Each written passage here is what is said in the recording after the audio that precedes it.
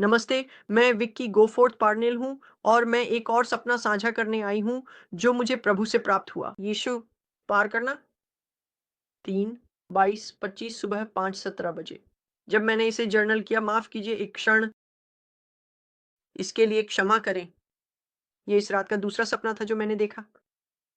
जब मैंने सपना देखा, उससे पहले मैंने इसका उल्लेख किया था, दर्शन जैसे सदोम के दिनों में, वह बड़ा प्रवाहित था। मेरे पास वह 2 बार था और फिर मैंने यह सपना देखा। इसका शीर्षक है स्वर्ग और 144,000 के कवच का सपना। प्रभु की इच्छा से मैं कुछ चित्र दिखाऊंगी जो मैंने बनाए हैं। सभी नहीं, मेरा मतलब है मैंने सब कुछ नहीं बनाया। और यह है कि आप इसे यीशु मसीह के पास प्रार्थना में ले जाएं, इसे परखें और समझें। आज की तारीख है 3/26/25।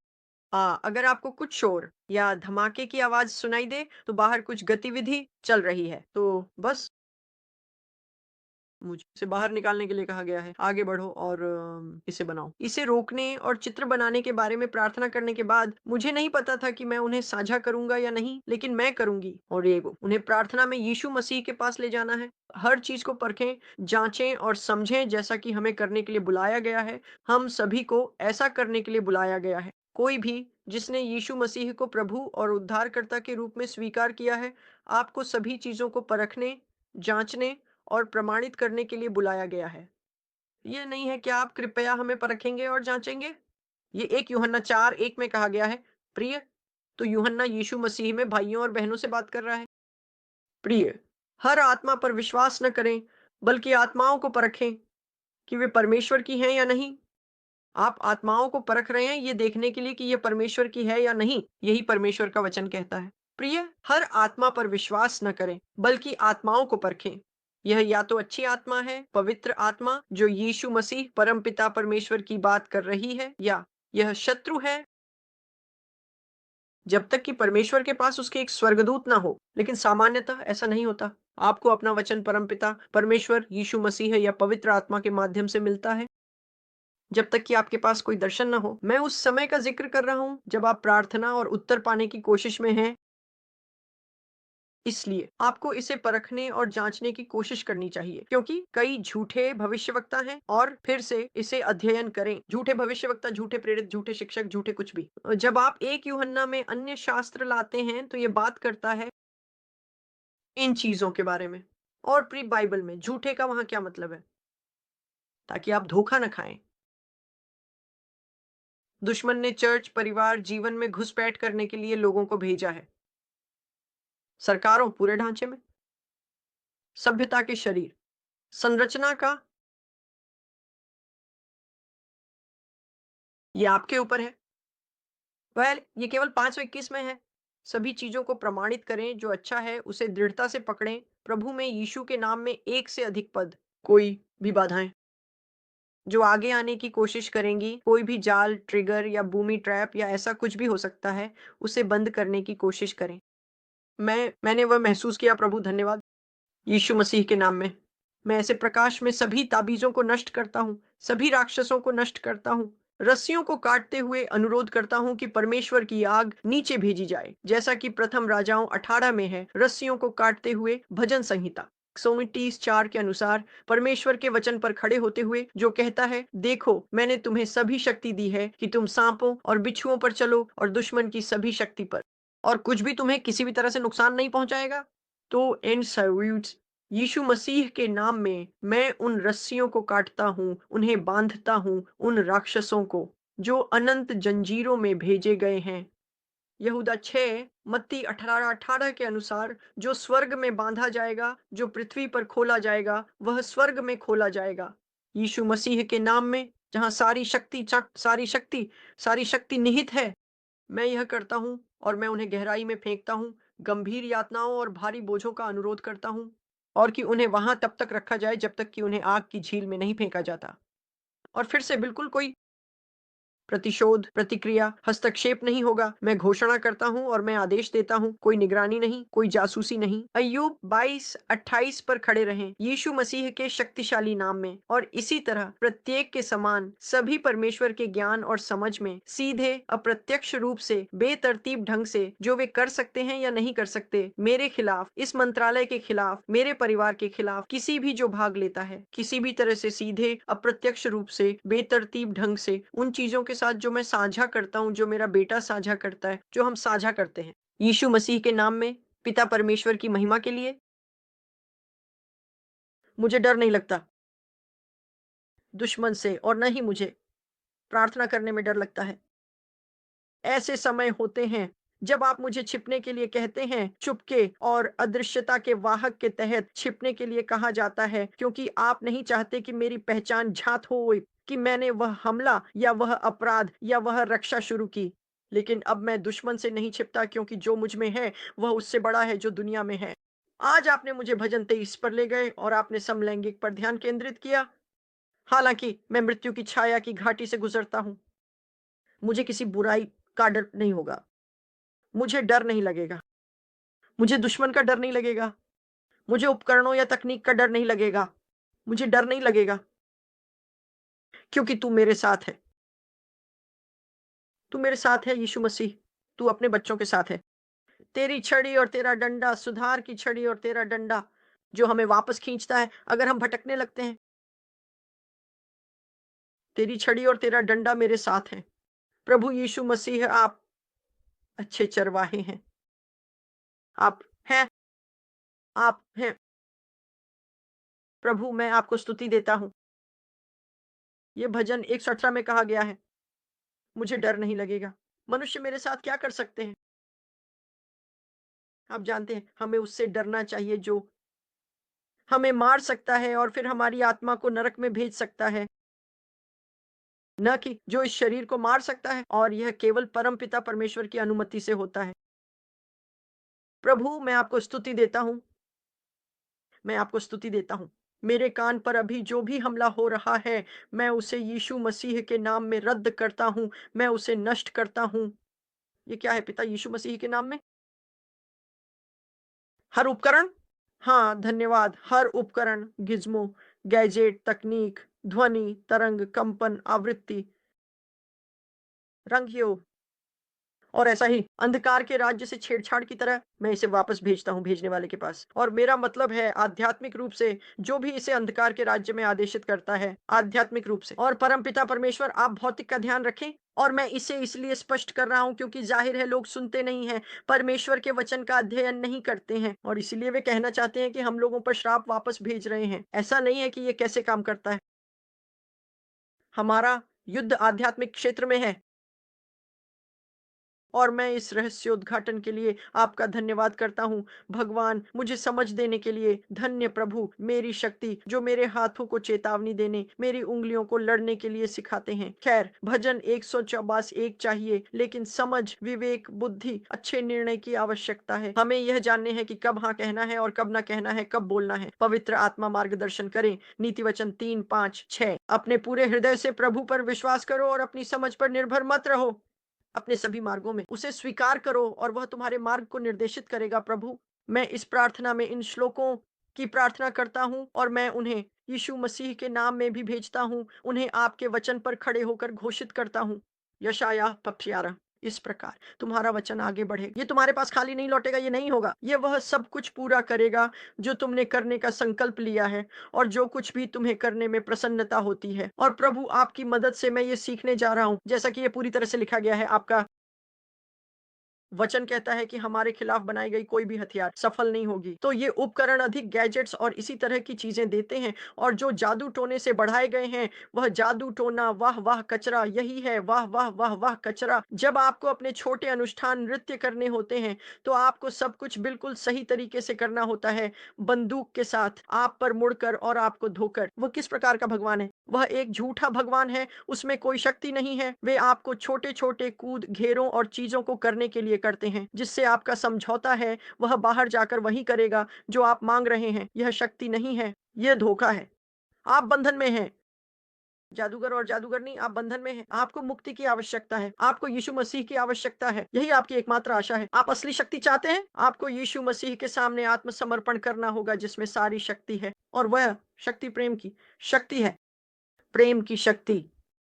भले ही हमारे पास अंधकार के राज्य पर शक्ति है, जिनकी आप सेवा करते हैं, फिर भी वह प्रेम की शक्ति है। हम उसमें गर्व नहीं करते। हम उसमें अत्यधिक आनंद नहीं लेते। हम इस तथ्य में शामिल होते हैं कि हमारा नाम मेम्ने की जीवन पुस्तक में है और यदि हम किसी और को यीशु मसीह के प्रेम की ओर ले जा सकते हैं, तो वह एक अच्छा दिन है, वह एक अच्छा काम है। ईश्वर की महिमा के लिए और उस आत्मा को लाने के लिए और उन्हें अपनी अनंतता को अनंत अभिशाप, अनंत यातना, आग और लपटों में बिताने की आवश्यकता नहीं है और उनका शरीर लगातार पीड़ित होता है। नहीं, प्रभु, अगर मैं एक और प्रभु तक पहुँच सकता हूँ, हाँ, मैं एक और तक पहुँच सकता हूँ प्रभु, या 5 और भगवान उन्हें सुनने के लिए कान और दिल दें ताकि वे आपकी इच्छाएं प्राप्त कर सकें, न केवल मेरे माध्यम से बल्कि किसी भी आवाज या बच्चे से जो खोए लोगों तक पहुंचने की कोशिश कर रहा है, चाहे वह परिवार, दोस्त या अजनबी हो। उल्टा हमें साहस दें कि हम खड़े हों और वह करें जो हमें बुलाया गया है, क्योंकि समय कम है। प्रभु, आप भगवान के सच्चे भविष्यवक्ताओं को सुन सकते हैं और फिर आप नकली लोगों को सुनेंगे जो बैंड वागन पर आ रहे हैं, बाद में आ रहे हैं, लेकिन सच्चे लोग वही बात कह रहे हैं। यीशु मसीह आ रहे हैं, यीशु मसीह आ रहे हैं, यीशु मसीह आ रहे हैं। समय आ गया है, समय आ गया है, समय आ गया है और न्याय भी। हमें झकझोर दो भगवान, हमें झकझोर दो रूडियस। भगवान रूडियस, क्योंकि आज आप मुझसे बात कर रहे थे कि मैंने जो कुछ भी देखा है, उसके बावजूद मुझे उन भयावहताओं का ज़रा भी अंदाज़ा नहीं है, जो पीछे छूटने वालों के लिए होने वाली हैं। तो भगवान, अपने बच्चों को मजबूत बनाओ, क्योंकि आप मुझे यह भी बता रहे हैं कि जितना वे सोचते हैं उससे कहीं अधिक पीछे छूटने वाले हैं, क्योंकि संकीर्ण है द्वार और संकीर्ण है वह मार्ग जो स्वर्ग की ओर ले जाता है। भगवान, मैं आपसे प्यार करता हूँ, इसे वहां भेजें जहां इसकी जरूरत है। यीशु के नाम में पवित्र आत्मा, कृपया इसे साफ करें। वे जो कुछ भी करने की कोशिश कर रहे हैं उसका अवशेष कृपया उसे हटा दें। यीशु मसीह के नाम में मैं प्रार्थना करता हूँ और पूछता हूँ, क्योंकि सारी शक्ति यीशु मसीह को दी गई है। धन्यवाद भगवान। हालेलुया। ओह! धन्यवाद भगवान। कभी-कभी आप इसे महसूस कर सकते हैं, सुन सकते हैं, समझ सकते हैं। इस बार ये ऐसा था जैसे मेरे कान में नीचे तक, और मुझे ऐसा करना पसंद नहीं है, लेकिन ये ऐसा था, वाह! तो ज़ाहिर है कि इस पर कुछ था, लेकिन ये ठीक है। यीशु मसीह के नाम में सारी शक्ति है। ये सपना फिर से 3/22/25 सुबह 5:17 बजे, स्वर्ग और 1,44,000 के हाथ, कवच का सपना।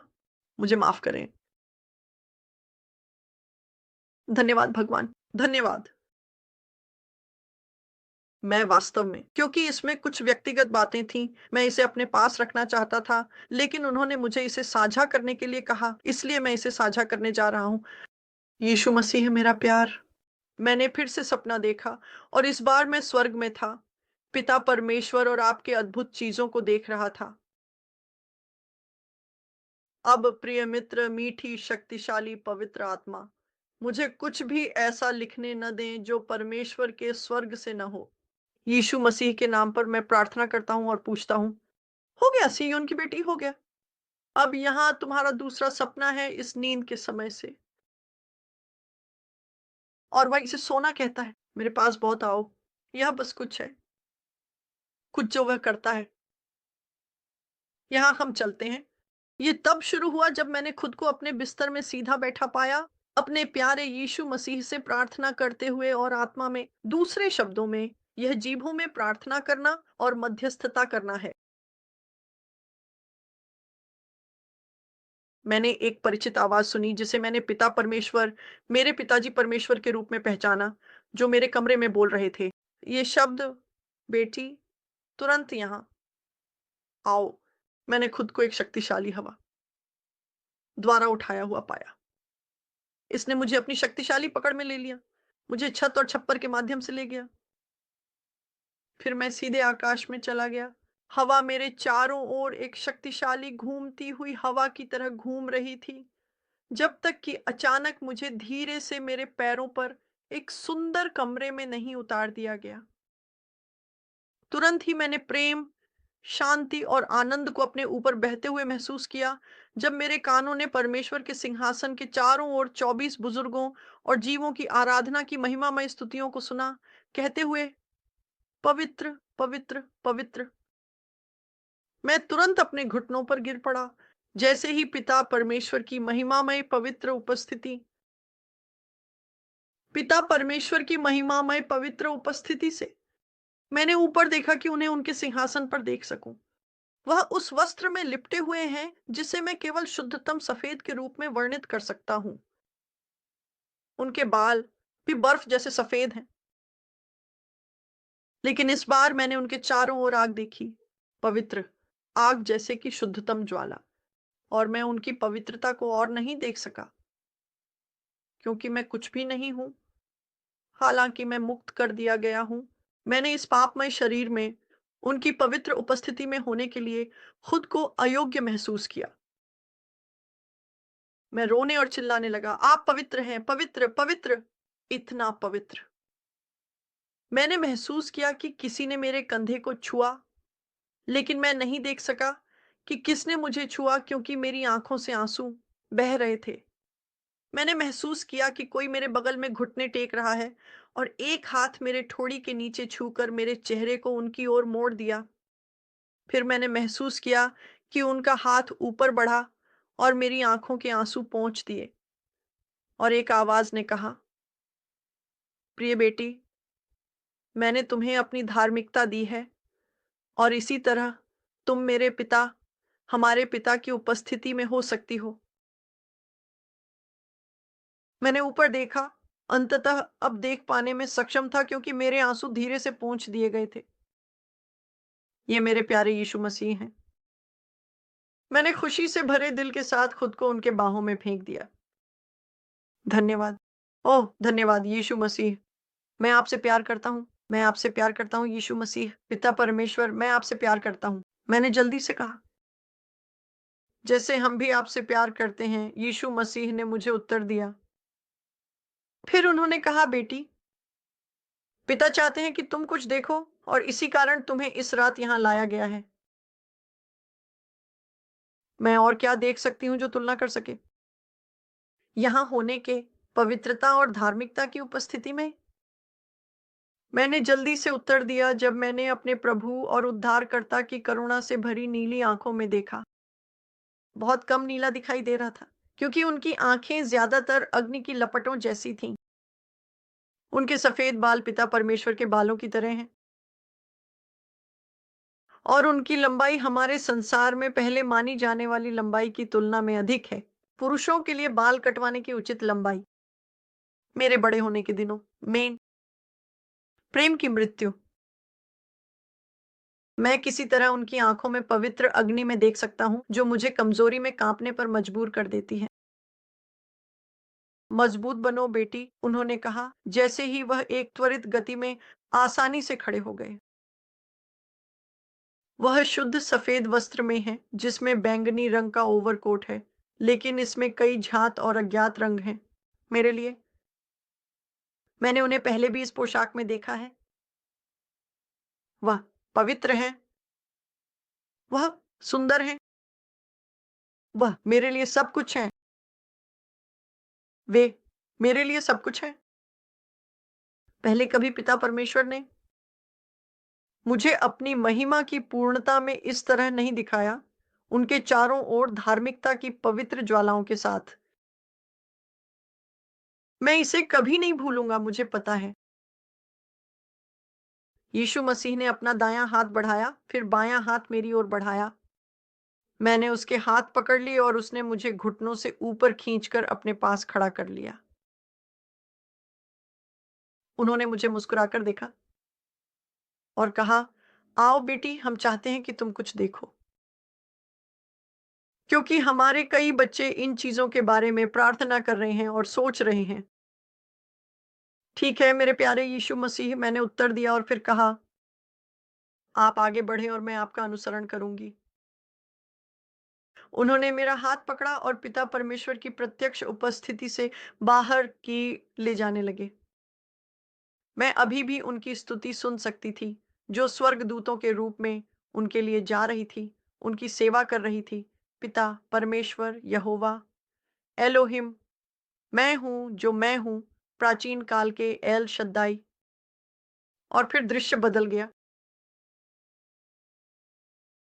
मुझे एक स्वर्गदूत द्वारा एक प्रकार का सुंदर दिखने वाला कलम और लेखन कागज दिया गया था, जैसे मेरे प्यारे यीशु मसीह, और मैं एक इमारत में प्रवेश कर गई।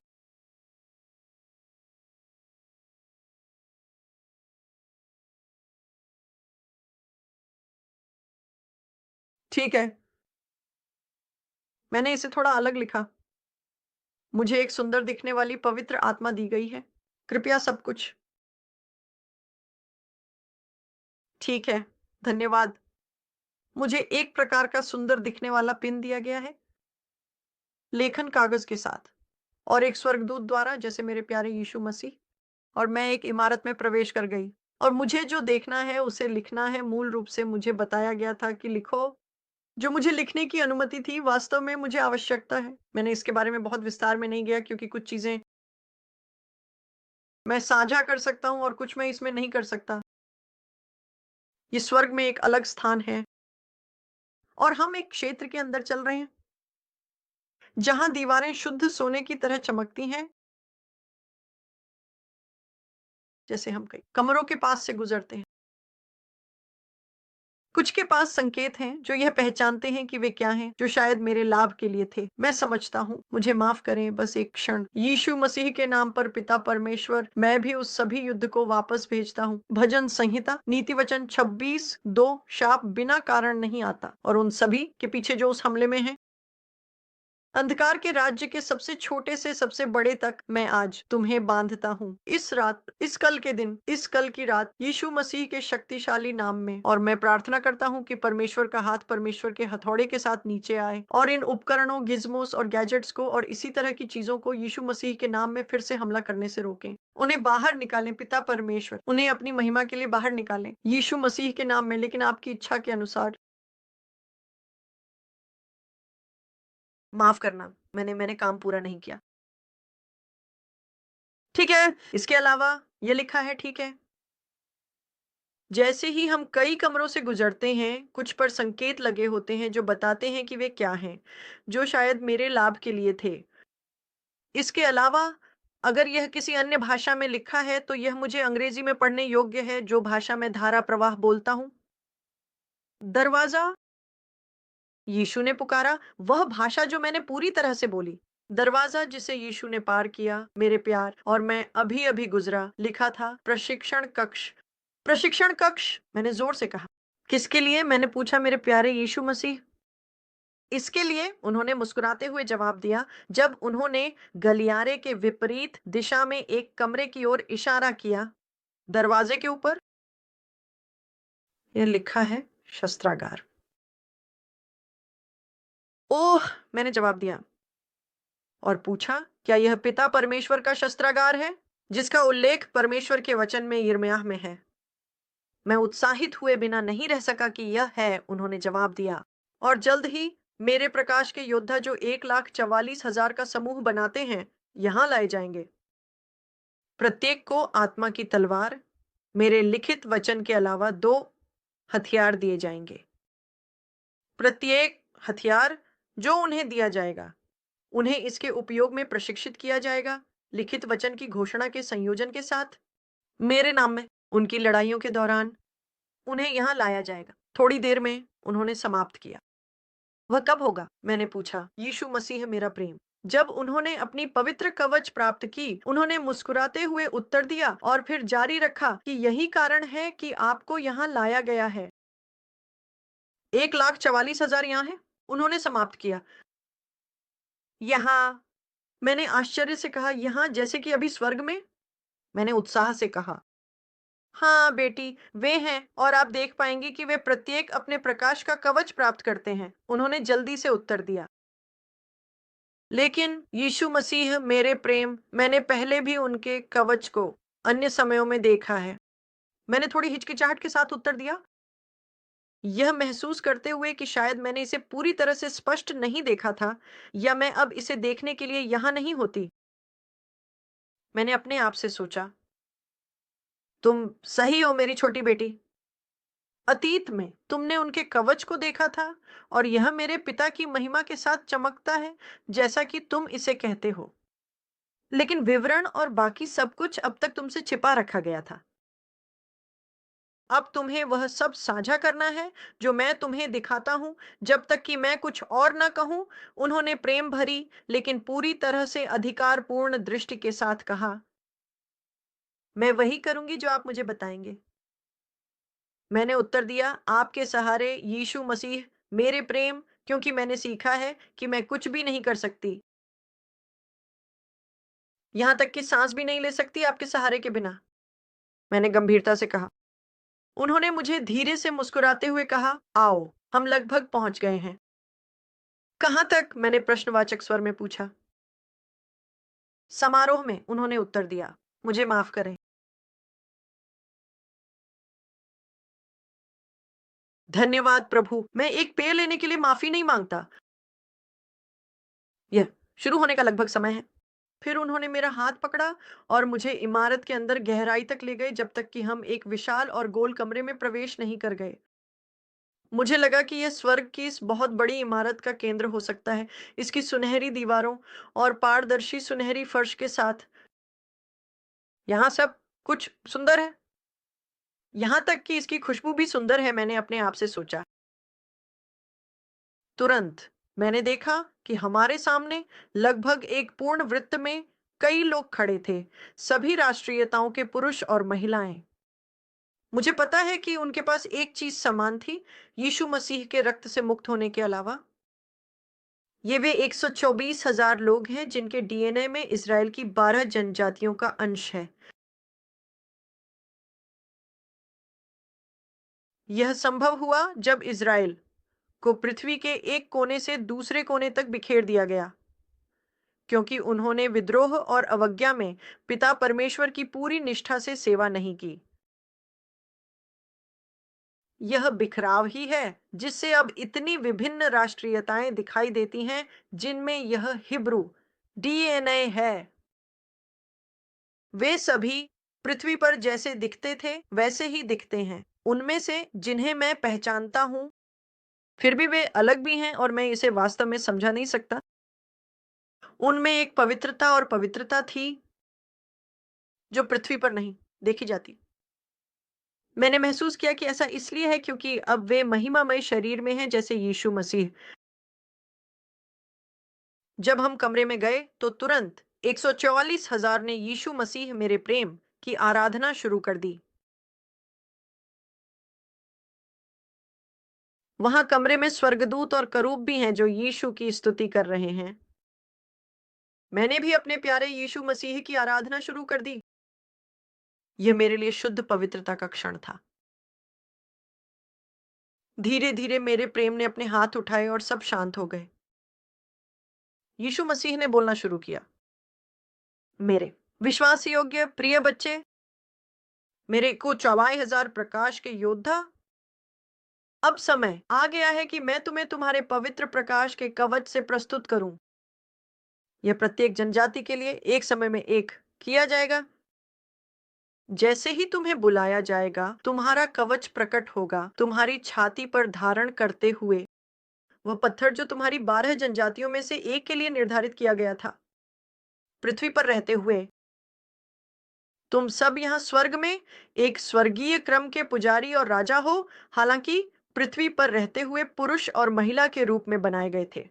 अब तुम जैसे एक और समान हो, मुझसे लीन लो। सभी राजा और पुजारी तुम में से एक, तुम में से एक उच्च पुजारी होगा जो अपनी छाती पर सभी 12 पत्थरों को धारण करेगा। वह नाट उच्च पुजारी के रूप में सभी पुजारियों से ऊपर 144,000 के मुक्त किए गए लोगों पर अपने उच्च कप्तान की स्थिति को संदर्भित करता है। जैसे कि मिखाइल महादूत मेरे स्वर्गीय सेना के दूतों के प्रमुख कप्तान हैं, जो मेरी स्वर्गीय सेना का दूसरा आधा हिस्सा है। मैं स्वर्गीय दूतों की सेना और प्रकाश के योद्धाओं दोनों का कप्तान हूँ। जैसे ही मैं आपके कबीले का नाम लेता हूँ, कृपया समूह के रूप में आगे बढ़ें, जैसा निर्देशित किया गया है, जहाँ पवित्र स्वर्गदूत और चेरुबिम खड़े हैं। यहाँ को अपने प्रकाश के कवच प्राप्त होंगे। किसी तरह मैं जो कुछ देखता हूँ, उसे देखते हुए सब कुछ लिखने में सक्षम हूँ। मैं प्रत्येक चेहरे पर शुद्ध आनंद की मुस्कान और शांति के भाव देख सकता हूँ। मैंने एक स्वर्गदूत को आगे आते देखा, जिसे मैंने दूसरों के बीच नहीं देखा था, जिसके हाथ में एक तुरही है। अब मैं उसे पहचानता हूँ। ये स्वर्गदूत गैब्रियल है, जो सबसे शुद्ध सफेद वस्त्र में है। वह छोटे शॉफर प्रकार के सींग को बजाता है, इसे एक लंबी जोरदार ध्वनि देता है और फिर 11 और बजाता है। मुझे लगता है प्रत्येक कबीले के लिए एक। मुझे माफ करें। धन्यवाद। आपका प्रभु। मैंने अपने प्यारे यीशु मसीह की ओर देखा और पूछा, क्या ये वही 12 पत्थर हैं जो न्याय के ब्रेस्ट प्लेट पर हैं, जो एहरोन ने पहना था? वह मुझे देखकर मुस्कुराए और कहा, हाँ। क्या वे सबसे बड़े से सबसे छोटे के क्रम में है? हारून ने छाती पर कौन सी पट्टी पहनी थी, या ये किसी और तरीके से है? मुझे लगता है कि मैं जो पूछने की कोशिश कर रहा हूं, यीशु मसीह मेरा प्यार, ये है, यदि ये पत्थर इसराइल के 12 कबीले के हैं, यदि ये पत्थर इसराइल के 12 कबीले के हैं, तो यह कैसे निर्धारित होता है? क्योंकि प्रकाशित वाक्य 7 में ही यह प्रत्येक कबीले के 12,000 के चिन्हित होने की बात करता है, लेकिन दान के कबीले का उल्लेख नहीं है। इसके बजाय मनश्शे जोसेफ के बेटों में से एक उसकी जगह पर है। तो वे कैसे सही हो सकते हैं, जैसा कि एफोर्ड के धार्मिकता के ब्रेस्टप्लेट पर पाया जाता है? मुझे पता है कि जब हम पत्थरों को देखते हैं, तो हम दाएं से बाएं जाते हैं, जैसे यहूदी लोग पढ़ते हैं, दाएं से बाएं। अगर मुझे सही से याद है, तो मैंने जल्दी से कहा। वह मुझ पर मुस्कुराए, प्रोत्साहन के साथ। फिर कहा, हाँ बेटी, ये सही है। यह मत भूलो कि मुझे ठीक ठीक पता था कि उन्हें किस क्रम में होना चाहिए। स्वयं ब्रेस्ट प्लेट पर, साथ ही 144,000 के मुहरबंद होने में सूचीबद्ध 12 कबीलों के क्रम में। प्रकाशित वाक्य की पुस्तक के अध्याय 7 में सूचीबद्ध 12 कबीले, जो मनुष्य द्वारा विभाजित हैं, वही क्रम है। वे पाए जाते हैं उस ब्रेस्ट प्लेट पर जो हारून ने पहना था। तो दाएं से बाएं शुरू करते हुए, यहूदा से शुरू करके बेंजामिन तक आपके पास क्रम है। वे एफोर्ड के ब्रेस्ट प्लेट में प्रकट हुए। दान और मनुष्य का रंग एक जैसा है। मुझे माफ करें।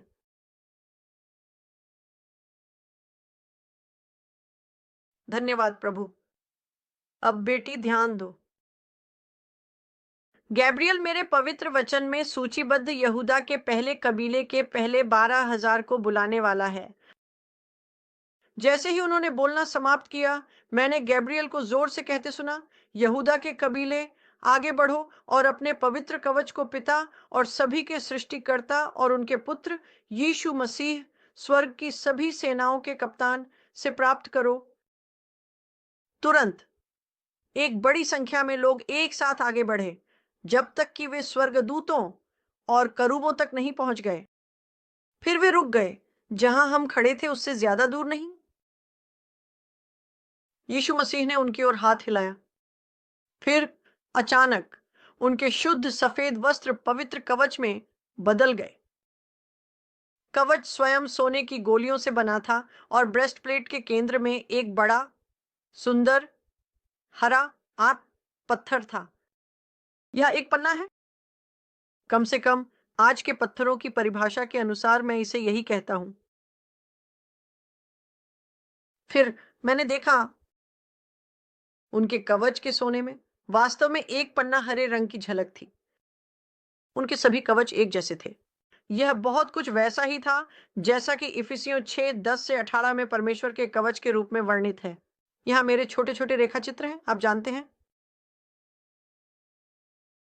और साथ ही वह जो रोमन सैनिक पहनते थे, मुझे ऐसा लगा कि उन्हें अपनी सुरक्षा के लिए वास्तव में कवच की आवश्यकता नहीं थी, लेकिन यह निश्चित रूप से दुश्मन को यह बता देता कि वे किससे निपट रहे हैं और वे बड़ी मुसीबत में थे।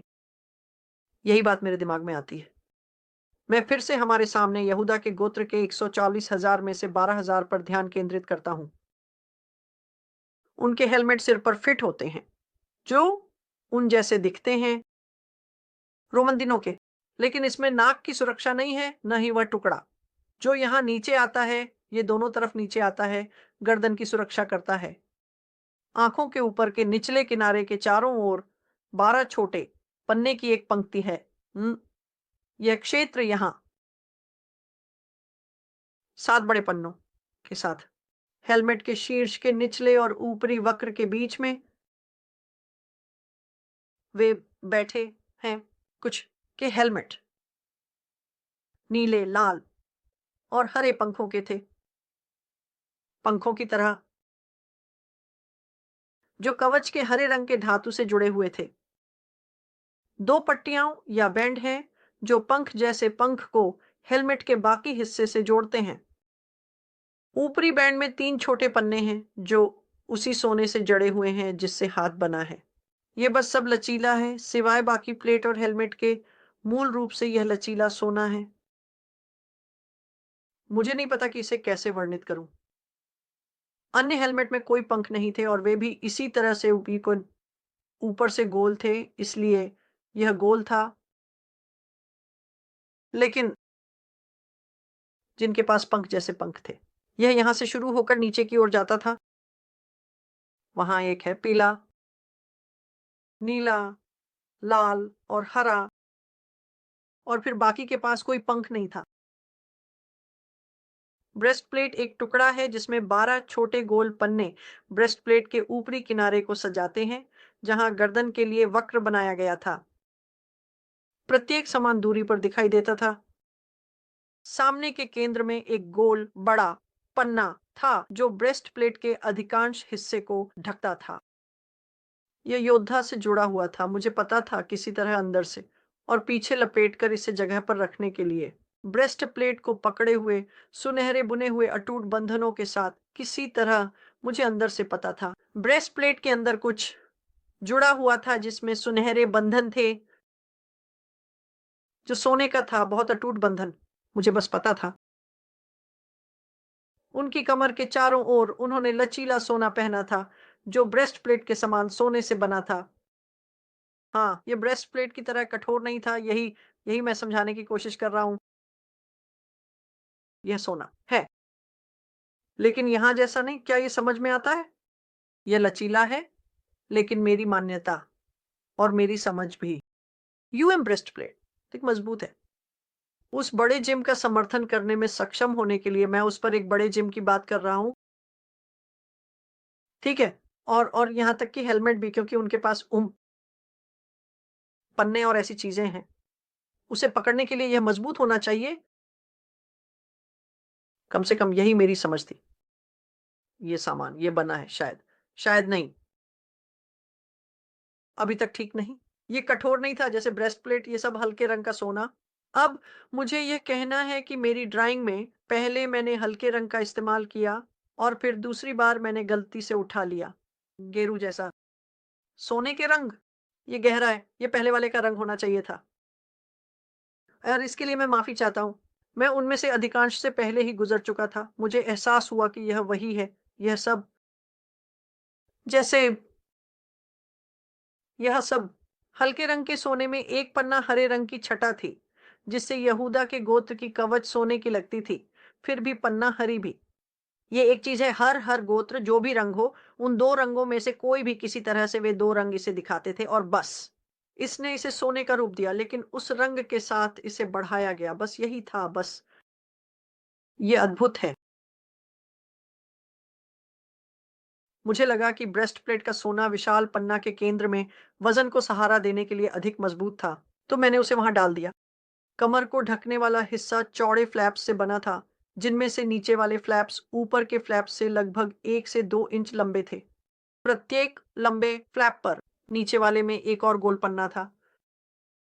उनकी टांगों और बाहों पर उन्होंने एक लचीला सोने का वस्त्र पहना था ताकि वे शालीनता से कपड़े पहने रहें और उनकी त्वचा की नग्नता प्रकट न हो। फिर से वे पुजारी हैं, इसलिए वे खुद को उजागर नहीं करेंगे। यह मेरी समझ थी। इसमें भी पन्ना का रंग था।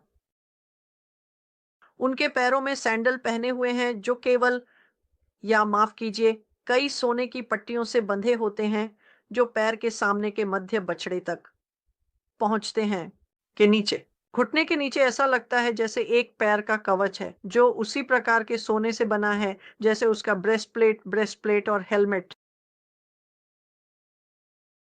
धन्यवाद प्रभु यीशु मसीह, धन्यवाद। बस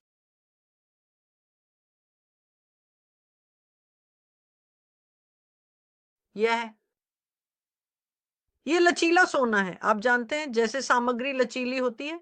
मुझे हाँ, मुझे नहीं पता कि इसे कैसे समझाऊं, इसीलिए मुझे खेद है, मैं कोशिश कर रहा हूं। सामने के केंद्र में एक और मध्यम आकार का गोल पन्ना है। सैंडल का एक हिस्सा एड़ी को ढकता है, पीछे की एड़ी को, और प्रत्येक पैर के ऊपर क्रिस क्रॉस करता है।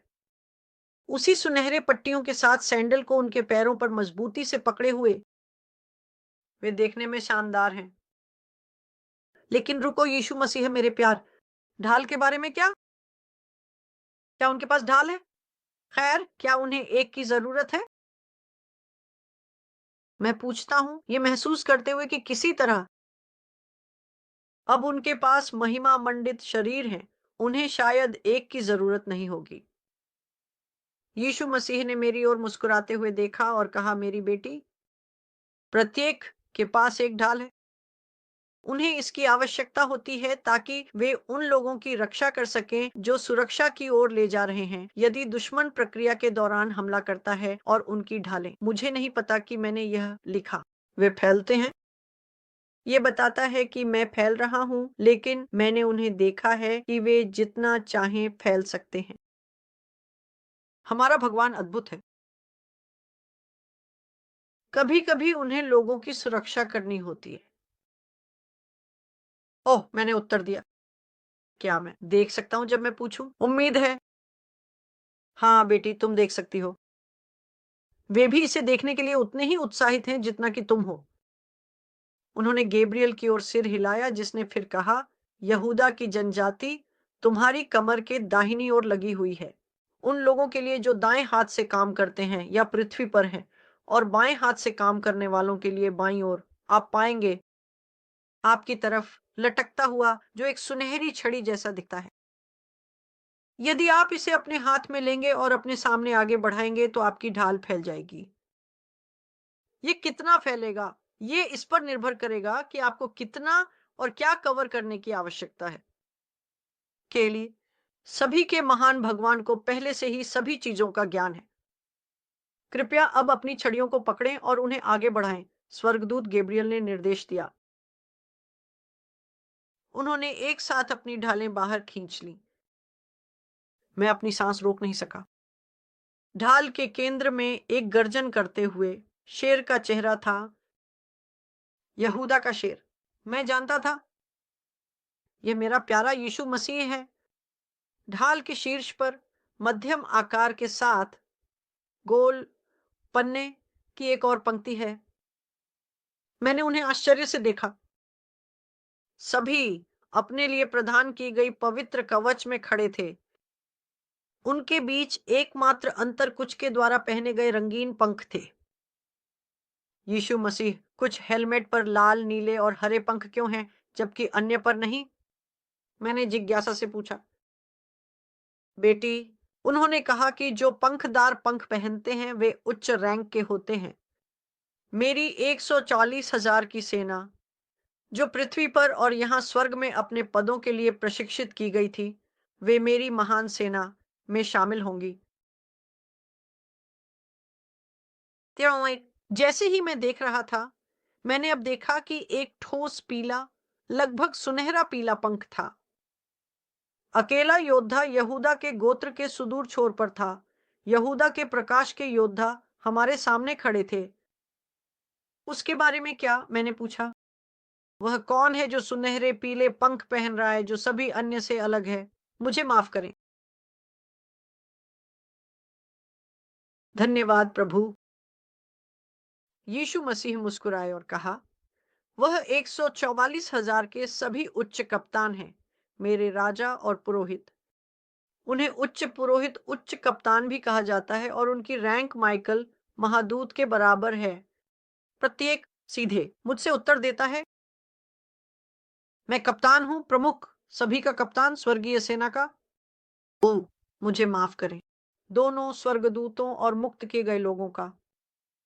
वाह, मैंने आश्चर्य से कहा। फिर मैंने पूछा कि अगर उनकी कलगी अलग है तो उनकी कवच के बारे में क्या? क्या यह यहूदा के बाकी कबीले के समान है या यह भी अलग है? वह यहूदा के कबीले से हैं या यहूदी वंश के हैं, है ना, जो हमारे सामने इन लोगों के साथ खड़े हैं? वह मेरी बेटी हैं, यीशु मसीह, मेरे प्यार ने उत्तर दिया। वह अपनी कवच के ब्रेस्ट प्लेट पर वही पत्थर पहनते हैं।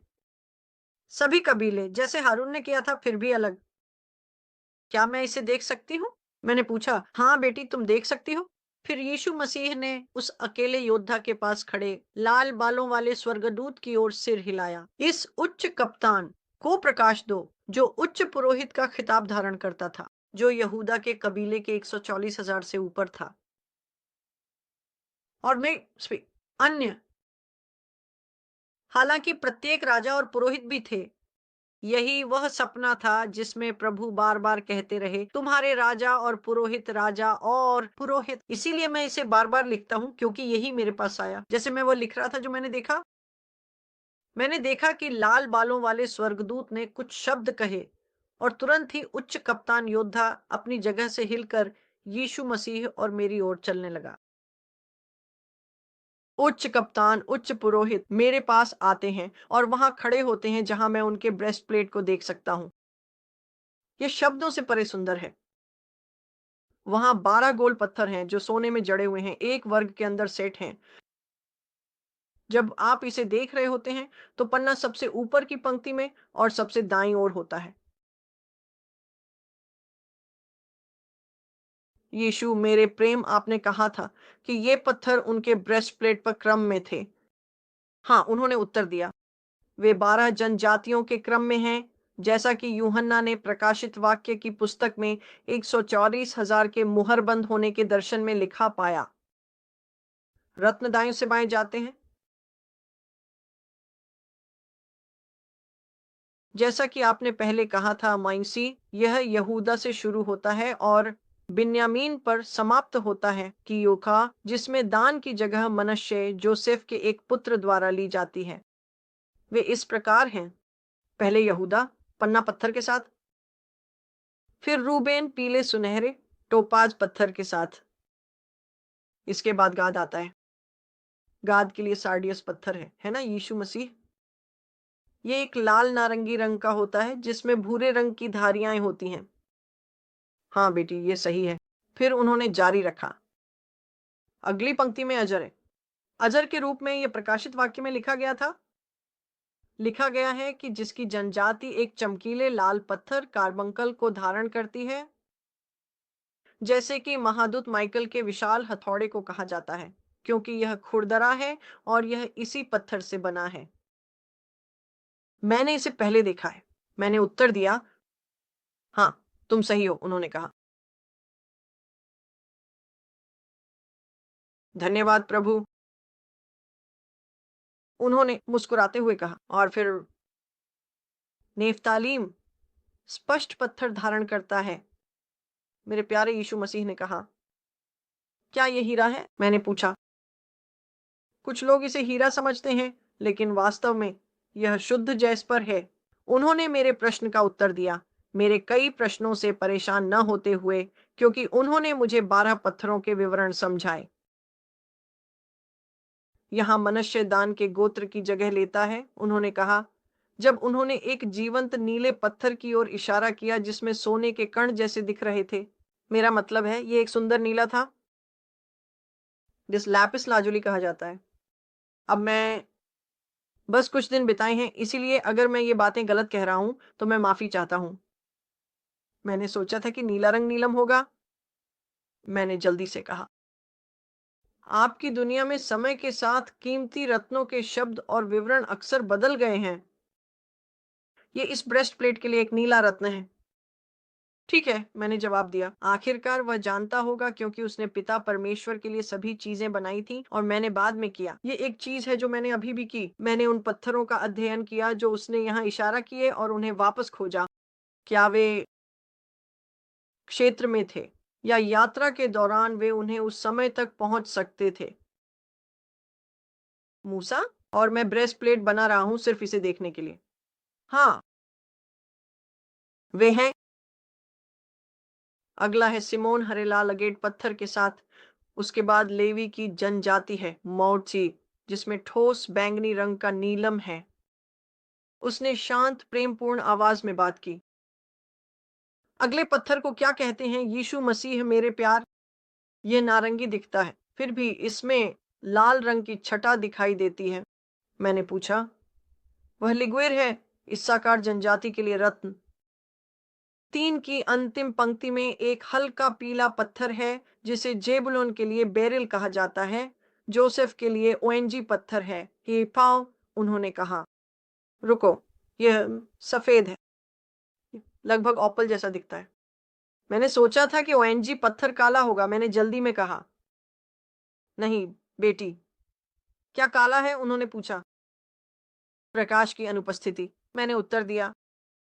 हाँ, उन्होंने जल्दी से जवाब दिया, फिर जारी रखा, यह सफेद ऑनिक्स पत्थर है और काला नहीं। प्रकाश का अंधकार के साथ क्या मेल होना चाहिए? वाह, मैंने कभी ऐसा नहीं सोचा था। मैंने जल्दी से कहा। यीशु मसीह ने मुझे एक सच्ची मुस्कान के साथ देखा और कहा, अधिकांश नहीं सोचते। फिर उन्होंने अंतिम पत्थर की ओर इशारा किया, जो एक सुनहरा पीला क्राइसोलाइट था। उन्होंने कहा, बेंजामिन जनजाति के लिए। पूरे समय प्रकाश के उच्च कप्तान योद्धा ने धैर्यपूर्वक खड़ा रहा, जबकि यीशु मसीह मेरे प्रेम ने इस योद्धा के ब्रेस्टप्लेट पर पत्थरों को मुझे समझाया। यीशु ने अपने उच्च कप्तान की ओर देखा और उसे मुस्कुराया। उस व्यक्ति ने एक सच्ची मुस्कान के साथ जवाब दिया और यीशु ने धीरे से कहा, आप अपनी अग्रणी स्थिति में लौट सकते हैं। उच्च पुरोहित कप्तान ने मेरे प्यारे यीशु मसीह के प्रति श्रद्धा पूर्वक अपना सिर झुकाया। फिर वह अपने स्थान पर दूर छोर पर लौट गया। गैब्रियल ने फिर से ऊंची आवाज में कहा, यहूदा की जनजाति, अपनी जगह पर लौट जाओ। जैसे ही वे अपनी प्रारंभिक स्थिति में लौटे, मैंने गैब्रियल को पुकारते हुए सुना, यहूदी वंश के रूबेन की जनजाति, प्रकाश के योद्धाओं, आगे बढ़ो और महान परमेश्वर यहोवा से अपनी पवित्र कवच प्राप्त करो। मुझे माफ करें। धन्यवाद। प्रभु। धन्यवाद प्रभु। मैं मंत्रमुग्ध होकर देखता रहा कि यहूदा की जनजाति के लिए जो कुछ भी हुआ था, वह रूबेन की जनजाति के लिए भी दोहराया गया, साथ ही अंतिम 10 के लिए भी, जो 140,000 का हिस्सा बने। प्रत्येक जनजाति के लिए कवच एक समान था, सिवाय उनके सुंदर ब्रेस्ट प्लेट में जड़े पत्थर और अन्य छोटे पत्थरों के। प्रत्येक कवच उनके पत्थर के रंग में ढल गया था। यह अद्भुत है। उनके पास भी कुछ हेलमेट थे जिनमें नीले, लाल और हरे पंख थे, लेकिन केवल एक सुनहरा पीला पंख था जो उच्च कप्तान, उच्च पुरोहित के पास गया। जब बेंजामिन की अंतिम जनजाति प्रारंभिक स्थान पर लौटी, तो यीशु मसीह मुस्कुराए। उनकी गहरी प्रेम भावना सभी के लिए स्पष्ट थी। उन्होंने प्रधान देवदूत गैब्रियल से बात की और कहा, उन्हें शस्त्रागार में भेजो। माइकल उनके चुने हुए हथियारों से उन्हें सुसज्जित करने के लिए प्रतीक्षा कर रहा है। हाँ, मैं करूंगा। यीशु मसीह परम पवित्र पुत्र, जो सबके सृष्टिकर्ता हैं। पवित्र देवदूत गैब्रियल ने उत्तर दिया, मुझे नहीं पता, मुझे माफ करें। चेरुबिम्स और एंजल्स ने 144,000 लोगों को उनके पीछे आने का संकेत देना शुरू किया। जैसे ही मैं वहां खड़ा था, उनके खुशहाल चेहरों को देख रहा था जब वे कमरे से बाहर जा रहे थे, मुझे एहसास हुआ कि यह कमरा वास्तव में कितना बड़ा था। मैंने अपने प्यारे यीशु मसीह की ओर देखा और कहा, मुझे नहीं लगता कि मैंने उतना लिखा है जितना मुझे निर्देश दिया गया था। क्या कुछ और है मेरे प्यार जो आप चाहते हैं कि मैं रिकॉर्ड करूं? उन्होंने मेरे हाथ पकड़े और एक बड़ी मुस्कान के साथ कहा, उन्हें बताओ बेटी, मेरे लिए, उनके आगमन के लिए सब कुछ तैयार है और जल्द ही वे मेरे साथ चलेंगे। वे सब कुछ करेंगे जिसके लिए उन्हें बनाया गया था। उन्हें बताओ कि मैंने उन्हें आने वाली चीजों की एक झलक दी है, कि मैंने तुम्हें लिखा है ताकि तुम इसे धरती पर वापस ले जाओ, क्योंकि अब समय है कि मेरे 124,000 प्रकाश योद्धा अपनी बनाई गई स्थिति में उठें। यह 3 दिनों के अंधकार से शुरू होता है, जैसे एक विशाल आह्वान खोए हुए लोगों को दिया जाता है जिसमें वे मदद करेंगे। लेकिन इस समय के बाद वे मेरे साथ पाप और बुराई की ताकतों से लड़ेंगे। हेल्लेलुया! समय आ गया है बेटी, उन्हें बताओ, उन्होंने फिर से कहा। मैं बताऊंगी यीशु मसीह मेरे प्रेम उन सभी को जो सुनेंगे। फिर मैं जाग गई और एक बार फिर अपने बिस्तर पर बैठी थी, जैसे मैं शुरुआत में थी। प्रार्थना में यीशु मसीह की आत्मा को ग्रहण करें। यहाँ श्लोक है। और फिर प्रभु की इच्छा से मैं इस बार चित्र बनाना याद रखूंगी। यहेजकेल 1:26-27, दानियेल 7:9-10, यशायाह 61:10, यिर्मयाह 50:25 के, अजवेल 2:11, ए पत्रस 2:9, निर्गमन 9:6, प्रकाशित वाक्य 1:6, 7:2-10 तक, निर्गमन 28:15-21 तक, प्रकाशित वाक्य अध्याय 4, इफिसियों 6:17, इब्रानियों 4:12, कुलुस्सियों 1:16, मलाकी 4:1-3 और योएल 2:7-11 तक। जिस प्रार्थना में यीशु मसीह के पास ले जाएं, परीक्षण करें, परखें। अब फिर से ये चित्र मेरे लाभ के लिए हैं। धन्यवाद यीशु मसीह। लेकिन कई बार वह मुझे इन्हें साझा करने के लिए कहते हैं, सभी नहीं। कुछ ऐसे हैं जिन्हें मैंने कभी साझा नहीं किया। अब फिर से मेरे पास एक नीले पंख के साथ यह चित्र है, लेकिन वास्तव में सभी में ऐसा नहीं है। लेकिन मैं उस रूप को पाना चाहता था। ठीक है, यह हेलमेट ऐसा दिखता था। 7, फिर 12। ठीक है, अब यह यहाँ और यह, हम इसे नियमित के लिए हटा देते हैं। और फिर कोई भी नीले के साथ आप लाल, हरा और फिर एक पीला, वे एक रैंक के होते हैं। पंख वाला हेलमेट उन्हें उच्च रैंक का पहचान देता है। अधिकांश के पास ये नहीं होते। 7 हैं, फिर से 7 है। 7 वह था। 12 बड़े पन्ने और 12 छोटे पन्ने, फिर 12 छोटे हैं। सभी 144,000 हेलमेट एक जैसे हैं जहां तक शैली का सवाल है। यहूदा के कबीले के पन्नों की जगह कबीले के पत्थर होते हैं। ठीक है, 144,000 कवच सभी के लिए समान है, सिवाय उनके कबीले के पत्थरों के रंग के। रत्न और कुछ के हेलमेट पर पंख होते हैं। महायाजक के अलावा यह शीर्ष है। जैसा ये बड़ा और सुंदर पत्थर है जो मैंने बनाया है, कटाई या कुछ भी नहीं कर रहा। यहां 12, ये एकम है, लचीला सोना। और फिर से ये हल्का है, ये लचीला सोना है। मेरे पास एक और है, मैंने नहीं किया। ढाल, मुझे पता था कि मैं इसे न्याय नहीं कर सकता, लेकिन एंड या ये उनके घुटने के पैड हैं और मेरा मतलब है कि कोई नहीं था। ये हैं पन्ने। और मेरे पास यहाँ एक बेल्ट और कमर को ढकने वाला मजबूत लचीले सामग्री का कवच है। हरा सा सुनहरा लचीला कवच। ये एक मुझे पता था कि ये थोड़ा हल्का था, लेकिन फिर भी मुझे ऐसा लगा कि कवच अधिक है, कि जब वे दुश्मन का सामना कर रहे होते हैं, तो बस ओह! नहीं, वे यहाँ हैं, आप जानते हैं। कवच प्रत्येक जनजाति के लिए समान है, सिवाय जनजातीय के। 1,04,000 की प्रत्येक जनजाति का अपना कीमती पत्थर होता है। इसके अलावा उच्च रैंक वाले लोगों के हेलमेट पर पंख होते थे। पंख इन रंगों के होते हैं: पीला, सुनहरा, उच्च कप्तान, उच्च पुजारी, नीला, लाल और हरा। और यह रैंक है नीला सबसे ऊंचा, फिर लाल और फिर हरा।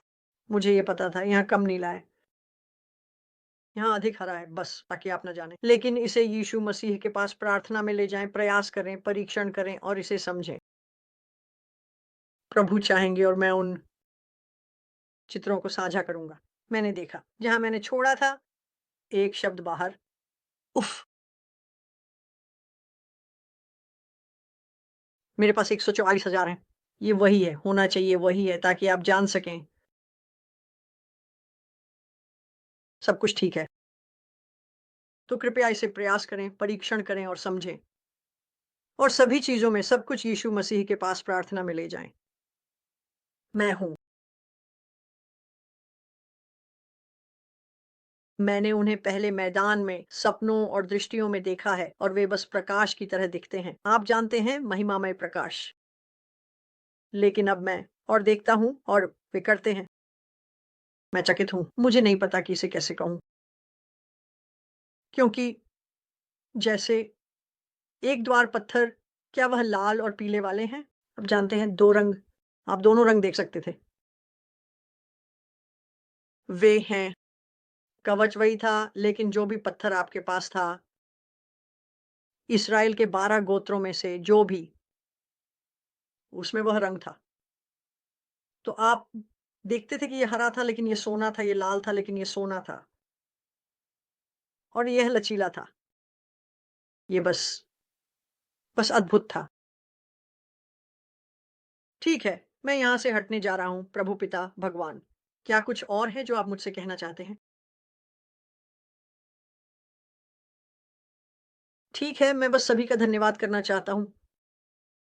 कार्ड, पत्रों के लिए मैंने प्राप्त किया, डाक मिली, मेरे पास डाक लाई गई और वहाँ काफ़ी कुछ है। मुझे नहीं लगता कि मैं ठीक है, हाँ, मेरे पास ये यहाँ है। इनमें से कुछ मैंने देखे हैं और मैंने उनके लिए प्रार्थना की है। और उस महिला ने जो संदेश भेजा, देखो योडो, मैं प्रार्थना कर रहा हूँ। ठीक है, विलियम, मेरे पास तुम्हारी डाक भी है। मैं प्रार्थना कर रहा हूँ।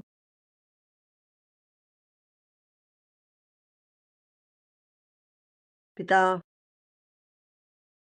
धन्यवाद है यॉर्दान के लिए। हम उनके लिए प्रार्थना कर रहे हैं। टिफ़नी, मेरे पास तुम्हारा है, धन्यवाद।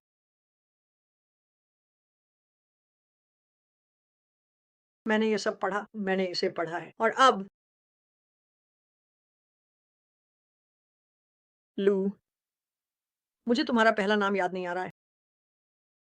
मैं तुम्हारे लिए प्रार्थना कर रहा हूँ और ये वास्तव में मुझे प्रोत्साहित करता है ये देखना कि कैसे प्रार्थना करना और इंटरनेट से मिली चीज़ों का उपयोग करना, जैसे कुछ विस्तृत कहानियाँ और अन्य चीज़ें जो प्रभु ने हमें साझा करने के लिए कहा, आपकी लड़ाई में आपकी मदद कर रही हैं। हम यीशु मसीह के माध्यम से विजेता हैं। हम यीशु मसीह के रक्त के माध्यम से विजयी हैं। यीशु मसीह अजय अजय हैं। वाह! सब कुछ है।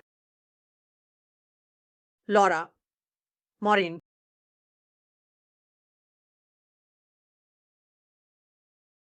पीआई, हॉकिंस, और मैं इस सब के बारे में प्रार्थना कर रहा हूँ। Patricia, brandy, Rita. ये सिर्फ़ कुछ हैं जो मुझे लगता है यही है जो मेरे पास यहाँ है। तो मैंने सब कुछ प्रभु के सामने रख दिया है। बिल्कुल। मैं सब कुछ के लिए प्रार्थना करता हूँ, क्योंकि एमी को ट्रैफ़िक में चुपके से घुसने की कोशिश करना पसंद है या कुछ और। और मैं यीशु मसीह के नाम पर ऐसा नहीं होने दूँगा। लेकिन धन्यवाद, धन्यवाद। जो मैंने पिछले कुछ समय में प्राप्त किया है, वह बहुत उत्साहजनक है, क्योंकि ये मेरे बारे में नहीं है, ये यीशु मसीह के बारे में है। लेकिन अगर इस मंत्रालय ने किसी भी तरह से आपको प्रभु यीशु मसीह के करीब लाने में मदद की है या आपको यीशु मसीह की ओर ले जाने में मदद की है, जहाँ आप उन्हें अपने प्रभु और उद्धारकर्ता के रूप में स्वीकार करते हैं, यही कारण है कि हम यहाँ हैं। सबसे पहले और सबसे महत्वपूर्ण, यह सपनों, इस मंत्रालय के सपनों, दृष्टियों और शब्दों से उत्पन्न हो सकता है। हाँ, लेकिन ये हमेशा खोए हुए लोगों तक पहुँचने के बारे में रहा है और ये केवल इसके बाद ही था कि शिक्षण शुरू हुआ। ये वही तरीका है जो यीशु मसीह ने स्थापित किया है। यह उनका मंत्रालय है, लेकिन उन्होंने इसे मेरी देखभाल में छोड़ दिया है, लेकिन वह ही प्रमुख हैं।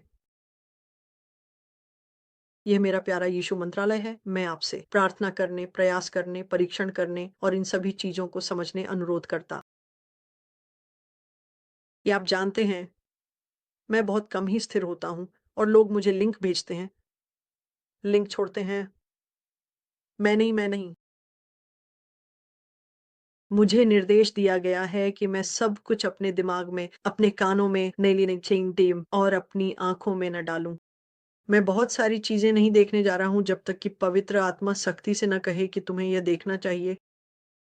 जैसा कि मैंने पहले उल्लेख किया, एक व्यक्ति है जिसे मैं समय-समय पर देखता हूँ, जब प्रभु मार्गदर्शन करते हैं एंड व है मिस बारबरा और मैं तब करता हूँ, हर बार नहीं, लेकिन जब प्रभु यीशु मसीह मार्गदर्शन करते हैं और आम तौर पर वह कुछ ऐसा पुष्टि कर रही होती हैं, जो लौरा ने मुझे बताया है और तब वह कहेंगे मैं चाहता हूँ कि तुम इसे सुनो, लेकिन मैं उनके लिए अक्सर प्रार्थना करता हूँ और डैन के लिए भी। इसलिए कृपया यीशु मसीह में भाइयों और बहनों के लिए प्रार्थना करें, उनके लिए प्रार्थना करें जो आपका दुरुपयोग करते हैं। आपको ये भी नहीं पता कि जब लोग आपका दुरुपयोग करते हैं तो कैसे उभरना है और आपको यह कहेंगे और मैं झूठे भविष्यवक्ता बना दूँगा। वे आपको झूठा भविष्यवक्ता कहेंगे। वे कहेंगे कि आप यह सिखा रहे हैं, आप वह झूठ सिखा रहे हैं। आप उन्हें माफ़ करके उस पर विजय प्राप्त करते हैं, यीशु मसीह में उन्हें प्यार करके। हाँ, आप करते हैं। आप यहाँ तक कि आपको यह समझना होगा कि गिरे हुए स्वर्गदूत भी भगवान की बनाई हुई रचनाएँ हैं। वे बुरे हैं। आप उन्हें प्यार करते हैं, लेकिन आप जो वे हैं, उसे नफ़रत करते हैं। आप जानते हैं, आप इस तथ्य से प्यार करते हैं कि वे भगवान द्वारा बनाए गए थे, लेकिन उन्होंने पाप चुना, उन्होंने अपना चुनाव किया और यही मैं कह रहा हूँ। उस तरीके से जहाँ आपके दिल में कोई नफ़रत या कुछ भी नहीं है, आप उन्हें पूर्ण नफ़रत के साथ नफ़रत कर सकते हैं, जिसका अर्थ है कि पाप ने उन्हें जो बना दिया है, लेकिन जब भगवान ने उन्हें बनाया, तो वे गिरने से पहले परिपूर्ण थे, उनके अपने चुनाव से। मुझे पता है कि बहुत से लोग इसे नहीं समझते। यह है कि आप अपने दिल में किसी भी प्रकार की नफ़रत को अनुमति नहीं दे सकते, यही मैं कहने की कोशिश कर रहा हूँ। पवित्र आत्मा मेरी मदद करें इसे कहने और स्पष्ट करने में, ताकि कुछ भी अधूरा न रहे।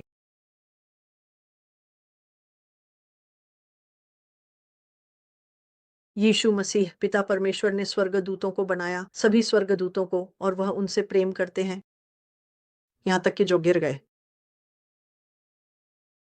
वह जो बन गए हैं, उसे पसंद नहीं करते, वह उससे नफ़रत करते हैं और वह दुष्टों को पश्चाताप करने के लिए बुलाते हैं, क्योंकि वह अब भी उनसे प्रेम करते हैं। हमें भी उसी प्रकार का प्रेम रखना चाहिए, लेकिन हमें शत्रु को सहन नहीं करना चाहिए, जो हम पर हमला कर रहे हैं। हम प्रेम करते हैं ताकि हम उनके द्वारा किए गए सभी कार्यों से नफ़रत और कड़वाहट में न डूब जाएँ। आपको बस प्रेम करना है। उन शत्रुओं से प्रेम करें, उन लोगों से प्रेम करें जो आपको जानबूझकर चोट पहुँचाते हैं। क्योंकि अगर हम ऐसा नहीं करते, तो ये अनुमति देता है कड़वाहट को बढ़ने की और अन्य चीज़ों को जो पाप है, और हम नहीं चाहते कि कुछ भी हमें स्वर्ग से बाहर रखे। तो क्या मैं ये कह रहा हूँ कि मैं गिरे हुए स्वर्गदूतों से प्रेम करता हूँ? मुझे उनसे प्रेम है जो वे गिरने से पहले थे, जिन्हें ईश्वर ने बनाया था। क्या मैं उनसे प्रेम करता हूँ जो वे बन गए हैं? नहीं, वे मेरे शत्रु हैं और मैं आत्मा में युद्ध करूँगा, जैसा कि प्रभु यीशु मसीह मार्गदर्शन करते हैं। लेकिन मैं उनके बारे में किसी भी नफ़रत या बुरे विचारों को मुझे नहीं निगलने दूँगा। जहाँ मैं कड़वाहट से प्रेरित हो जाऊँ या जो वे बन गए हैं और जो बुराई उन्होंने इस दुनिया में की है और सब कुछ इतना भारी हो जाए कि मैं यीशु मसीह पर ध्यान खो दूँ।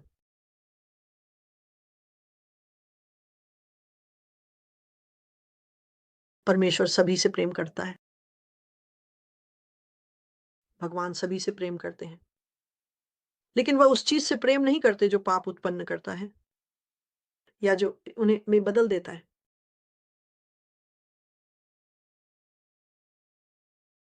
इसका मतलब है वह कुल्हाड़ी वाला हत्यारा जिसने शायद 50 मिलियन लोगों की हत्या की हो, हिटलर, भगवान हिटलर से प्रेम करते थे। क्या उसने कभी पश्चाताप किया या नहीं? मुझे नहीं पता। नहीं, आप जानते हैं, हम जानते हैं जो हुआ उससे। वह प्रेरित था लूसीफर द्वारा, शैतान द्वारा, कई दानवों से ग्रस्त। यदि प्रभु ने उसे मुक्ति की पेशकश की, तो उसे एक बार वह पेशकश की गई थी, क्योंकि यीशु मसीह सभी के लिए मरने आए थे। हमें पूरी बात ये है कि आपको प्रेम करना चाहिए,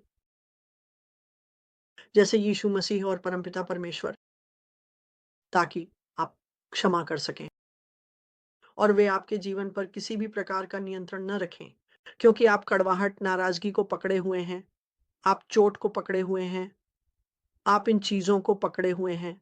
क्योंकि हम इस तथ्य को नहीं बदल सकते कि वे बुरे हैं। हम इस तथ्य को नहीं बदल सकते कि उन्होंने पाप करने और गिरने का चुनाव किया।